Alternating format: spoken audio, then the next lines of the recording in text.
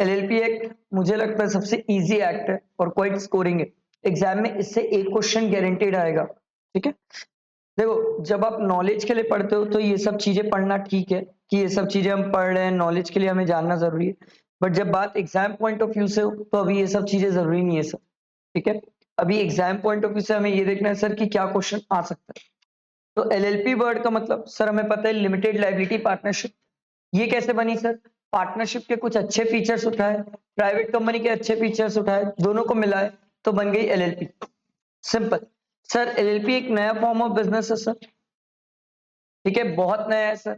ये एक पार्टनरशिप जैसा काम करता है, सिमिलर होता है सर। इसमें भी लिमिटेड लाइबिलिटी का बेनिफिट है जो कंपनी में मिलता है सर। तो सर एलएलपी बहुत नया है सर। ठीक है, एग्जाम में चाहो तो ये जो मीनिंग है इसको रीड करके जा सकते हो, अदरवाइज इग्नोर भी करोगे तो भी चलेगा, इतना इंपॉर्टेंट नहीं है। आप इसको एक बार रीड भी कर लोगे तो भी आप आराम से लिख सकते हो कि LLP sir new form of business है। ठीक है, बट इसमें लाइबिलिटी लिमिटेड होती है, इसमें पार्टनरशिप की फ्लेक्सिबिलिटी मिलती है सर। जैसे पार्टनरशिप में हम चेंजेस कर सकते हैं आराम से, वैसे एलएलपी में भी चेंजेस कर सकते हैं। बट सर जैसे कंपनी को रजिस्टर कराना पड़ता है वैसे ही एलएलपी को रजिस्टर कराना पड़ता है सर। ठीक है, बाकी चीजें अपन नीचे सीखते हैं। इसमें मेरे को लगता है एलएलपी के केस में बॉडी कॉर्पोरेट की डेफिनेशन इंपॉर्टेंट है, आपको ध्यान होना चाहिए। Body corporate means a company defined in section 2 clause 20, ठीक है, of the companies act 2013 includes. Body corporate में क्या क्या आता है? देखो, एक तो जो नॉर्मल जितनी भी कंपनीज है उनको अपन बॉडी कॉर्पोरेट में लेते हैं। दूसरा इन्होंने बोला सर कोई अगर एलएलपी है जो इस एक्ट में रजिस्टर्ड है उसको ही बॉडी कॉर्पोरेट माना जाता है। कोई ऐसी एलएलपी जो इंडिया से बाहर इनकॉर्पोरेटेड है उसको भी सर बॉडी कॉर्पोरेट माना जाता है। और ऐसी कोई कंपनी जो इंडिया से बाहर इनकॉर्पोरेटेड है उसको ही माना जाता है। तो ये दोनों तो फॉरेन एलएलपी और फॉरेन कंपनी होती है सर। ठीक है, but does not include, body corporate में क्या नहीं आता? कॉर्पोरेशन सोल प्रोप्राइटर्स नहीं आते सर। कोऑपरेटिव सोसाइटी को हमने बाहर किया है सर। और या फिर ऐसी कोई बॉडी कॉर्पोरेट जिसको स्पेसिफिकली बाहर किया जाए सर। ठीक है, जिसको गवर्नमेंट स्पेसिफिकली बाहर कर दे सर। इसके बाद बिजनेस की डेफिनेशन दी हुई है सर। ठीक है, इसको आपको नहीं पढ़ना चाहिए एग्जाम में, इट्स रिलेवेंट। डेजिग्नेटेड पार्टनर यहां से पढ़ने की जरूरत नहीं है, एंटिटी यहां से पढ़ने की जरूरत नहीं है। फाइनेंशियल ईयर हमें पता होता है सर, 1 अप्रैल से स्टार्ट होता है, 31 मार्च तक हमारा फाइनेंशियल ईयर होता है सर। फॉरेन एलएलपी क्या होती है? सिंपल सर, ऐसी कोई भी एलएलपी जो इंडिया से बाहर इनकॉर्पोरेट हुई हो बट प्लेस ऑफ बिजनेस कहां पर हो? इंडिया में, तो उसको फॉरेन एलएलपी माना जाता है। फिर सर एलएलपी को लिमिटेड लाइबिलिटी पार्टनरशिप बोला जाता है। सर जो एलएलपी एक्ट के अंदर रजिस्टर्ड होती है सर, एलएलपी में एग्रीमेंट बनाते हैं सर पार्टनर्स आपस में, एलएलपी एग्रीमेंट जैसे पार्टनरशिप में पार्टनरशिप डीड होती है वैसे ही एलएलपी में एलएलपी एग्रीमेंट होता है सर। ठीक है, ये पार्टनर्स के बीच में होता है। फिर एलएलपी में भी पार्टनर होते हैं जैसे पार्टनरशिप में होते हैं। मेरे को लगता है सबसे इंपॉर्टेंट ये small LLP, very very important, इसको अच्छे से पढ़ के जाना चाहिए सर। स्मॉल एलएलपी इसका सेक्शन भी याद होना चाहिए 2T ए। ठीक है, स्मॉल एलएलपी क्या होती है सर? ऐसी कोई भी एलएलपी जिसका कंट्रीब्यूशन सर 25 लाख से एक्सीड नहीं करता है, जिसको हायर अमाउंट एज में प्रिस्क्राइब, कितना प्रिस्क्राइब कर सकता है? 5 करोड़। सर जिसका टर्नओवर एक्सीड नहीं करता है एज पर the statement of in accountant solvency, कितना एक्सीड नहीं करता? 40 लाख। जिसको हायर कितना प्रिस्क्राइब कर सकते हैं? 50 करोड़। अगर सर ये दोनों कंडीशन एंड लिखा है, अगर ये दोनों कंडीशन सेटिस्फाई होती है तब वो स्मॉल एलएलपी है। अगर दोनों में से एक भी कंडीशन सेटिस्फाई नहीं होती है तो सरकार बोलती है स्मॉल एलएलपी की कैटेगरी से बाहर हो गई। इट मींस मान लो अगर कोई एलएलपी है जिसका कंट्रीब्यूशन 30 लाख है तो वो स्मॉल एलएलपी नहीं कहलाएगी सर, क्योंकि वो 25 लाख से ज्यादा हो जाएगा। ये ध्यान रखने वाली बात। इसके बाद जो तीसरा पॉइंट दिया हुआ है वो और में दिया हुआ है। और में दिया हुआ है मतलब ये कंडीशन आप मीट करो ना करो चलता है sir, which meets such other requirement as may be prescribed and fulfills such terms and condition as may be prescribed।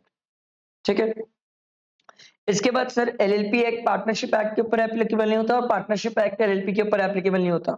ठीक है, इसके बाद सर इन्होंने बोला सर कुछ लोग हैं जो एलएलपी में पार्टनर नहीं बन सकते, नहीं बन सकते। ऐसा कोई भी पर्सन जो अनसाउंड माइंड का है, अनडिस्चार्ज इंसॉल्वेंट है। अनडिस्चार्ज इंसॉल्वेंट मतलब जिसकी इंसॉल्वेंसी अभी खत्म नहीं हुई है सर, उसकी अभी एसेट बेची जा रही है, लाइबिलिटी पे ऑफ की जा रही है, या तो कोई ऐसा आदमी जिसने अप्लाई किया है कि भैया मुझे इंसॉल्वेंट डिक्लेयर कर दो, कोर्ट के पास अप्लाई किया है, तो ये 3 लोगों को मैडम सवेरे सवेरे रील्स देखने के बदले पढ़ लेंगे तो काम आएगा। गलती से कैसे हो सकता है जब तक फोन नहीं छुएंगे? पागल है वो। ठीक, तो सिंपल सी बात है कि सर एलएलपी में या तो आप अप्लाई कर लो। सर ये जो पार्टनर्स अप्लाई किए इंसॉल्वेंसी के लिए, वो पार्टनर सर एलएलपी में पार्टनर नहीं बन सकता। ठीक है, ये 3 बातें याद रखना है, 3 लोग पार्टनर नहीं बन सकते सर एलएलपी में। फिर एलएलपी में मिनिमम कितने लोग चाहिए? 2। मैक्सिमम की कोई लिमिट नहीं है सर, मैक्सिमम की कोई लिमिट नहीं है, बट इस पॉइंट को आप ध्यान रखना कि एलएलपी में मिनिमम अगर 2 से कम हो गए और अगर आपने 6 मंथ से ज्यादा बिजनेस कैरी कर लिया, तो जो पार्टनर बचा उसकी लाइबिलिटी क्या हो जाएगी? अनलिमिटेड। ये थोड़ा ध्यान रखने वाली बात है सर। फिर हम पढ़ते हैं सर डेजिग्नेटेड पार्टनर। ये यहां से इंपॉर्टेंट है क्योंकि इससे 4 मार्क्स का क्वेश्चन आ सकता है सर, ये मेरे को इंपॉर्टेंट लगता है। कुछ ही तो पॉइंट है जो एलएलपी में इंपॉर्टेंट है sir. Designated partner, small LLP, ये सब इंपॉर्टेंट है सर। हर एक एलएलपी में एटलीस्ट 2 डेजिग्नेटेड पार्टनर होना चाहिए, ये इंपॉर्टेंट। 2 डेजिग्नेटेड पार्टनर और दोनों इंडिविजुअल होना चाहिए, और दोनों इंडिविजुअल में एक रेसिडेंट होना चाहिए। सर किसी पर्सन को रेसिडेंट कब कहेंगे? जब वो इंडिया में नॉट लेस देन 120 डेज रहा हो। ठीक है, नॉट लेस देन 120 रहेगा चलेगा, 120 से ज्यादा रहेगा चलेगा, बट 120 से कम रहा नहीं चलेगा। ठीक है सर, उसके बाद हमने ये बोला कि अगर मान लो कोई ऐसी एलएलपी है जिसके दोनों पार्टनर कौन है? बॉडी कॉर्पोरेट है, तो वहां पर सर उन बॉडी कॉर्पोरेट को 2 अलग अलग डेजिग्नेटेड पार्टनर ढूंढ के बनाने पड़ेंगे सर, क्योंकि डेजिग्नेटेड पार्टनर तो इंडिविजुअल ही होना चाहिए sir, body corporate designated partner नहीं हो सकती। ये केस स्टडी में भी आ सकता है, डायरेक्ट लिखने के भी काम आता है, आपको ध्यान रखना पड़ेगा। एक बॉडी कॉर्पोरेट और अगर एक इंडिविजुअल है तो भी आपको एक इंडिविजुअल ढूंढना पड़ेगा एज अ डेजिग्नेटेड पार्टनर, क्योंकि मिनिमम 2 डेजिग्नेटेड पार्टनर की रिक्वायरमेंट है। ठीक है, बट ये ध्यान रखना कि 2 बॉडी कॉर्पोरेट मिलकर एलएलपी बना सकते हैं, बट एलएलपी को चलाने के लिए तो आपको 2 डेजिग्नेटेड पार्टनर चाहिए ही चाहिए। बनाना अलग बात है, चलाना अलग बात है। ठीक है, ये ध्यान रखना। इसके बाद एलएलपी एक बॉडी कॉर्पोरेट जैसा काम करती है। हमने बोला सर ये परपेचुअल सक्सेशन है सर, पार्टनर्स आए जाए, क्या एलएलपी चलती रहेगी? यस। सेपरेट लीगल एंटिटी है सर, एलएलपी अलग है और उसके पार्टनर्स जो है वो अलग अलग है। फिर म्यूचुअल एजेंसी, ये बहुत ध्यान रखने वाली बात है, ये अच्छा पॉइंट है जो मुझे लगता है जिसपे गलती हो सकती है सर, कि हर एक पार्टनर एलएलपी का एजेंट है। एक पार्टनर दूसरे पार्टनर का एजेंट नहीं है, एलएलपी का एजेंट है। इट मींस कल के दिन एलएलपी के लिए पार्टनर लायबल रहेगा, पार्टनर जो करता है उसके लिए दूसरा पार्टनर लायबल नहीं रहेगा। ये ध्यान रखने वाली बात है, ये पार्टनरशिप से इसको अलग करता है। पार्टनरशिप में म्यूचुअल एजेंसी का मतलब होता है कि सर एक पार्टनर दूसरे पार्टनर के लिए भी लायबल है, वो भी सर एक दूसरे के लिए लायबल रहेंगे, प्रिंसिपल एजेंट का रिलेशन रहता है। बट यहाँ पर जो प्रिंसिपल एजेंट का रिलेशन रहता है वो एलएलपी और उसके पार्टनर के बीच में रहता है, 2 पार्टनर्स के बीच में नहीं रहता है। फिर एलएलपी एग्रीमेंट बनाए जाते हैं जिसमें राइट्स ड्यूटीज वगैरह आप बताएंगे सर। फिर artificial legal person, sir law से बनी गई है एलएलपी भी और लॉ ही खत्म करेगा, जैसे कंपनी वैसे ही ये भी जेल नहीं जा सकती, शादी नहीं कर सकती है, डिवोर्स नहीं हो सकता है, शपथ नहीं ले सकती, ओथ नहीं ले सकती है सर। ठीक है, एलएलपी में भी कॉमन सील वाली बात है सर। ठीक, जैसे कंपनी में होती है, प्राइवेट कंपनी में अगर कोई एलएलपी में कॉमन सील नहीं है तो कोई बात नहीं, सरकार बोलती मैंडेटरी नहीं है कॉमन सील, 2 डेजिग्नेटेड पार्टनर को बोल देना साइन कर देंगे सर, तो भी चल जाएगा। एलएलपी के केस में लायबिलिटी लिमिटेड होती है। अब कितनी लायबिलिटी होती है सर एक एलएलपी के केस में? सर उतनी ही जितना एक पार्टनर ने कंट्रीब्यूट किया है उतनी ही लायबिलिटी उसकी लिमिटेड होती है। हम बनाए क्यों एलएलपी? ताकि हमारी लायबिलिटी लिमिटेड हो। अगर हमें यहाँ पर भी अगर अनलिमिटेड लायबिलिटी ही करना था तो हम पार्टनरशिप बना लेते। हमने एलएलपी बनाया ही इस पर्पज से था कि हमारी लायबिलिटी लिमिटेड हो। तो एक आदमी बोला कितनी लिमिटेड? मैंने बोला अगर मैंने एलएलपी बनाने के टाइम 5 लाख रुपए कैपिटल लगाए थे तो मेरी लायबिलिटी कितने तक होगी? 5 लाख तक। इसके बाद मैनेजमेंट ऑफ बिजनेस, ये आपको पढ़ने की जरूरत नहीं है, मैक्सिमम मिनिमम हम पढ़ चुके हैं सर। पार्टनर फॉर बिजनेस और प्रॉफिट ओनली, ये पढ़ने की जरूरत नहीं है, ये आपको पता होना चाहिए सर कि अपन एलएलपी बना रहे हैं, बिजनेस कर रहे हैं।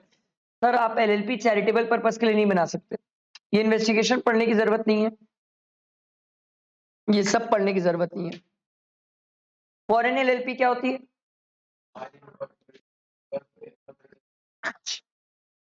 सॉरी सर, ऐसी कोई भी एलएलपी जो इनकॉर्पोरेट इंडिया से आउटसाइड हो but place of business India में हो।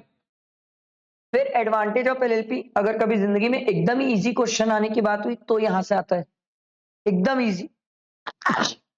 सॉरी सर, एकदम इजी में देखो एडवांटेज क्या है। सबसे पहला सर, क्या ये भी एग्रीमेंट के बेसिस में चलती है? यस, यहाँ पर एलएलपी एग्रीमेंट होता है। पार्टनरशिप में पार्टनरशिप डीड होती है, यहाँ पर एलएलपी एग्रीमेंट होता है। सर, क्या इनके पास फ्लेक्सिबिलिटी है? यस सर, पार्टनर्स बैठे आपस में बैठ के चेंज कर सकते हैं सर टर्म्स और कंडीशंस को, इजी टू फॉर्म है। पर अगर आप पार्टनरशिप से कंपेयर करोगे तो टफ है, क्योंकि पार्टनरशिप को रजिस्टर कराना नहीं कराना आपकी चॉइस थी। एलएलपी को तो रजिस्टर कराना ही पड़ता है सर, ऑप्शन नहीं है आपके पास। सर, यहाँ पर हर पार्टनर की लायबिलिटी लिमिटेड है, ये बढ़िया बात है सर। फ्लेक्सिबल कैपिटल स्ट्रक्चर है सर, आप जितने लोगों को चाहो ऐड करके कैपिटल स्ट्रक्चर इंक्रीज कर सकते हो।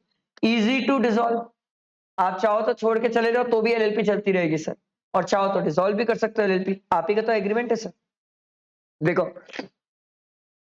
एलएलपी को अगर इनकॉर्पोरेट कराना है तो सेक्शन 11 बोलता है सर कि आप पूरे डॉक्यूमेंट्स फाइल करो, और डॉक्यूमेंट्स किसको फाइल करेंगे अपन? रजिस्ट्रार को।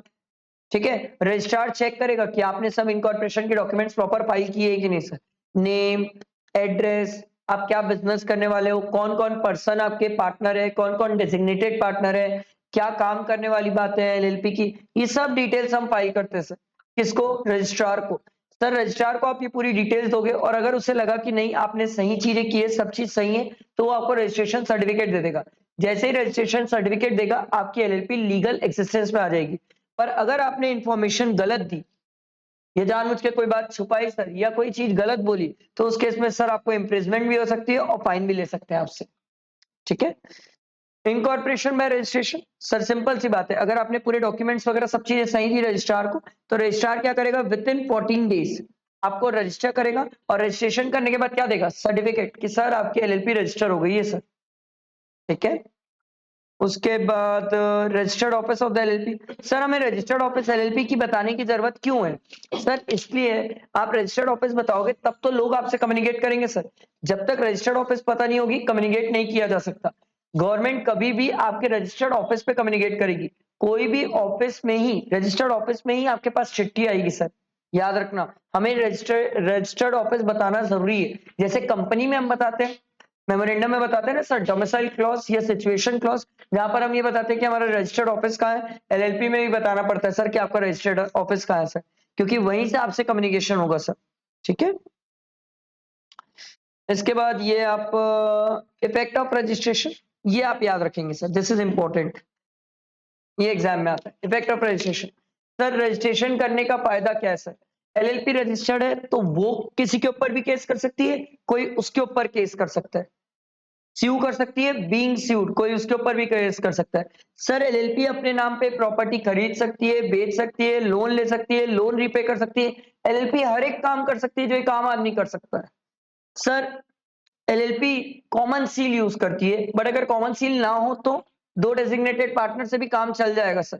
ठीक है, एलएलपी हर एक काम लॉफुली करेगी सर, और कल के दिन अगर इसके ऊपर कोई लाइबिलिटी आई तो क्या लाइबिलिटी भी पे एलएलपी ही करेगी? यस, क्योंकि पार्टनर्स की लाइबिलिटी लिमिटेड है। और कितनी लिमिटेड है sir? To the amount of their capital contribution, जितना वो कैपिटल कंट्रीब्यूट किया उतनी ही उनकी लाइबिलिटी लिमिटेड है सर। उसके बाद है एलएलपी के केस में नेम। नेम तो सिंपल सी बात है सर, एलएलपी में आपको एलएलपी वर्ड यूज करना पड़ता है, या तो पूरा लिख लो सर, लिमिटेड लाइबिलिटी पार्टनरशिप, आपकी इच्छा। ठीक है, बट आप जो भी नाम सिलेक्ट करोगे वो अनडिजायरेबल नहीं होना चाहिए, कुछ भी नाम नहीं होना चाहिए, अनसन नाम नहीं होना चाहिए, या फिर किसी और से आइडेंटिकल नहीं होना चाहिए। आइडेंटिकल नहीं होना चाहिए, किसी और से नियरली मैच नहीं करना चाहिए, या तो कोई अदर एलएलपी से मैच नहीं करना चाहिए, या कोई पर्सन जो सोल प्रोप्राइटर है, जिसका रजिस्टर्ड ट्रेडमार्क है, उससे भी आपका नाम मैच नहीं करना चाहिए। ठीक है, फिर आप अपना नाम रिजर्व कराते हो किसके पास? रजिस्ट्रार के पास, कि भैया मैं अपने एलएलपी का ये नाम बता रहा हूं, प्रपोज करते हो आप अपना नाम, या तो आपका नाम पहले से कुछ था, आप उसको अगर चेंज करना चाहते हो तो भी आप रजिस्ट्रार को बताते हो। फिर रजिस्ट्रार क्या करता है सर? आप जो भी नाम रजिस्ट्रार को बताए हो उस नाम को रजिस्ट्रार रिजर्व करता है सर। ठीक है, रिजर्व करके रखेगा। क्यों रिजर्व करता है? क्योंकि वो ये बोलता है भाई कि सुनो, हमें भी समय लगता है चेक करने में कि ये नाम किसी और से मैच तो नहीं कर रहा है। देखो, नहीं करा तो जो आप नाम सिलेक्ट किया हम उन्हीं में से फाइनल कर देंगे, बट अगर किसी से मैच किया तो कल के दिन हम आपको चेंज करने भी बोल सकते हैं सर। आई बात समझ?